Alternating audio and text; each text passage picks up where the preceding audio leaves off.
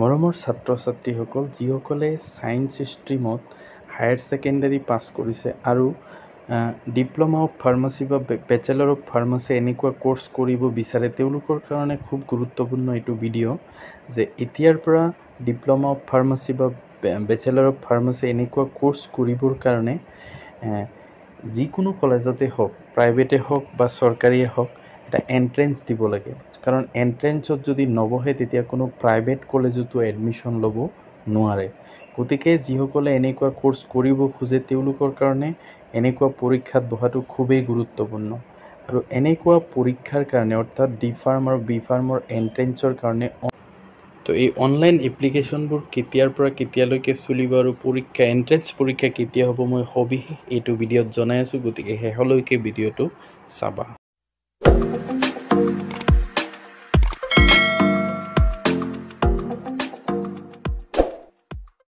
তো এইটো চাব পাৰিছে Srimanta Sankardev university of health science state university of the government of Assam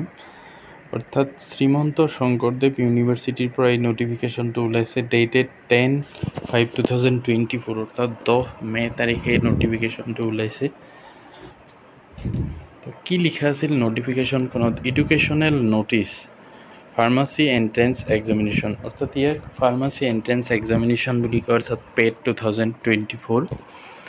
Entrance examination for admission into diploma in pharmacy D Pharm and bachelor in pharmacy B Pharm courses in both the government and private institutes of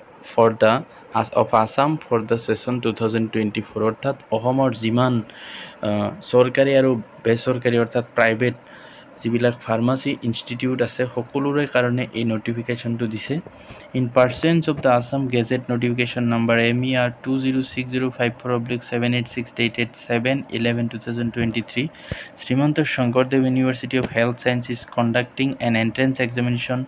on 23/06/2024 for selection of candidates for admission into diploma in pharmacy D Pharm and bachelor of pharmacy B Pharm courses in both the government and private institutes of Assam for the session 2024 অর্থাৎ অসমৰ যিমান সৰকাৰি আৰু private institute আছে D farm আৰু B ফাৰ্মৰ সকলোতে entrance এডমিশ্যনৰ কাৰণে তেওঁলোকে এই নটিফিকেশ্যন যোগে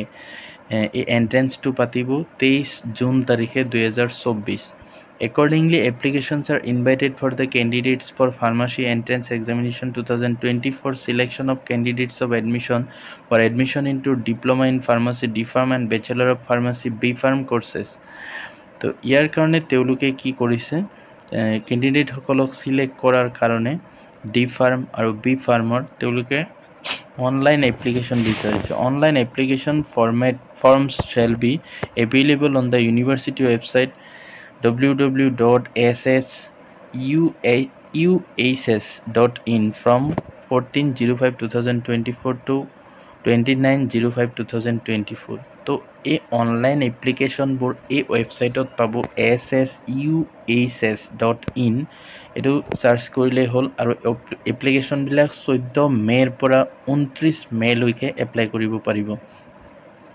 The online application form must be filled up after carefully going through the instructions given along with the form. তো এই অনলাইন এপ্লিকেশ্যন ফৰ্মখন ভালদৰে সাবমিট কৰিব কৈছে চাই পেলাই তাতে ইনষ্ট্ৰাকশন দিয়া থাকিব কেনেকৈ ফিল আপ কৰিব লাগিব The requisite entrance examination fees non-refundable shall have to be paid by the candidate only in online mode through the payment gateway available in the university website fees collect.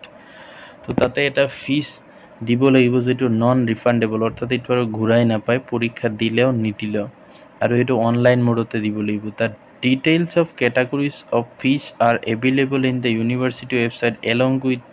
other details of examination. তো ফিজটো সেই ইউনিভাৰ্চিটিৰ ৱেবছাইটতে দিয়া থাকিব অন্যান্য ডিটেইলছৰ সৈতে details of the entrance examination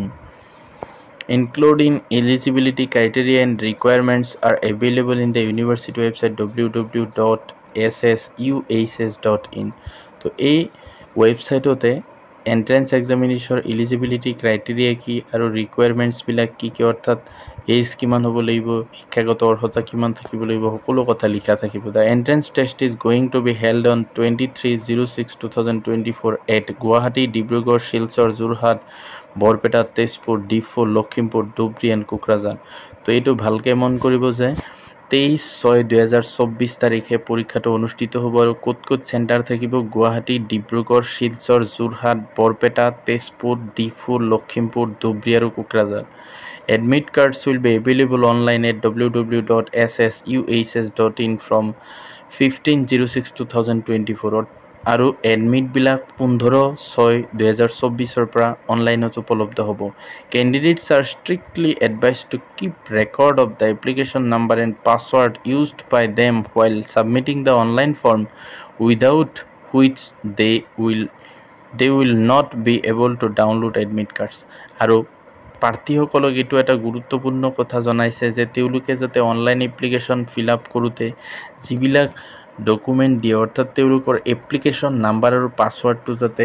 ভালকৈ মনত ৰাখে, কাৰণ এডমিট ডাউনলোড কৰাৰ সময়ত এই দুয়োটাৰ দৰকাৰ হ'ব, এপ্লিকেশ্যন নাম্বাৰ আৰু password. Applications R advise to keep constant